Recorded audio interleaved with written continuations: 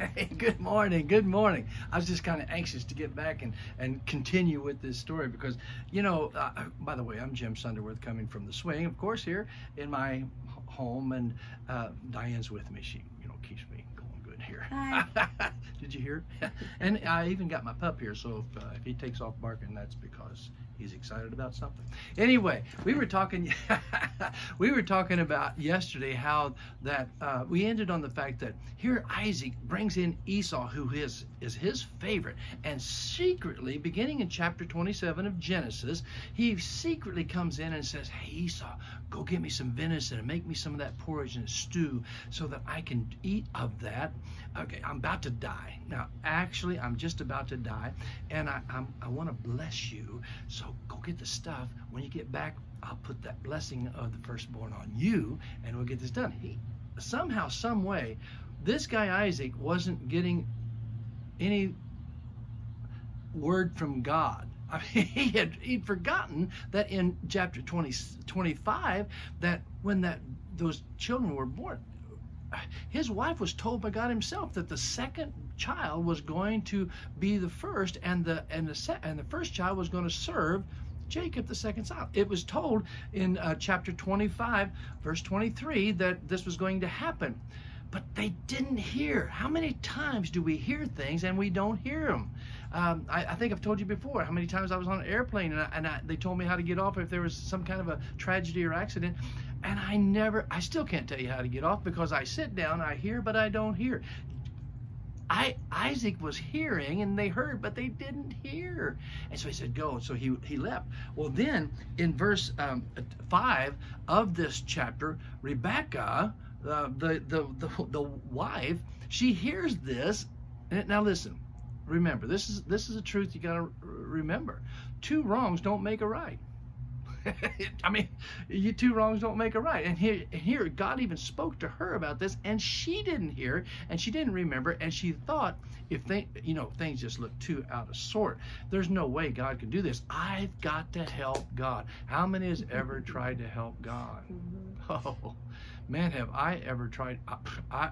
I tried to help God, and we all do. When we try to help God, we get in a mess, and God's going, "Oh, why didn't you just wait?"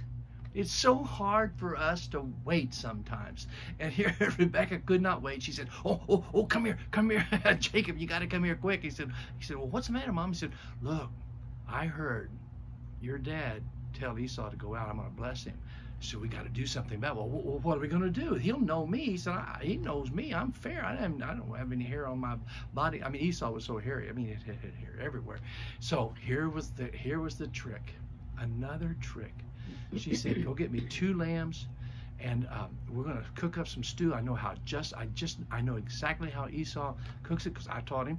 And then I want you to take the other lamb, and we're going to skin him, and we're going to put hair on the back of your neck. We're going to put hair on your arms. We're going to put hair on your chest, and we're going to do all these things to make you look like, feel like, smell like."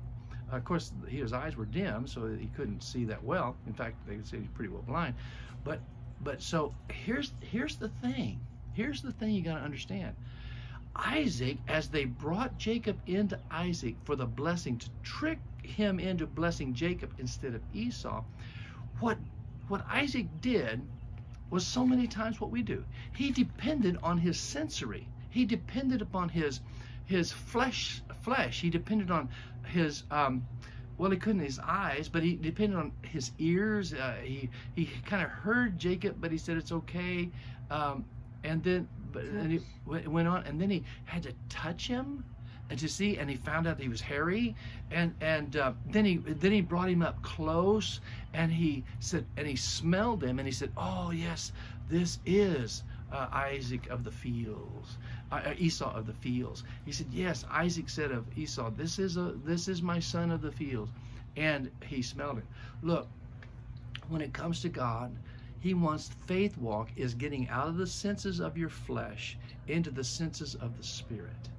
And how many times do we make mistakes by depending on going back to the senses of our flesh instead of the senses of being directed by the Holy Spirit, to listen to God, to taste and see that He is good, to smell the fragrance of who He is, that sweet smelling fragrance of the blessings of God, and to see Him work in our lives because we would dare live by faith and not by feelings, not by what we sense in our bodies. Is that a thought? Well, it's something to think about anyway. Can you believe it? I'll see you tomorrow. God bless you.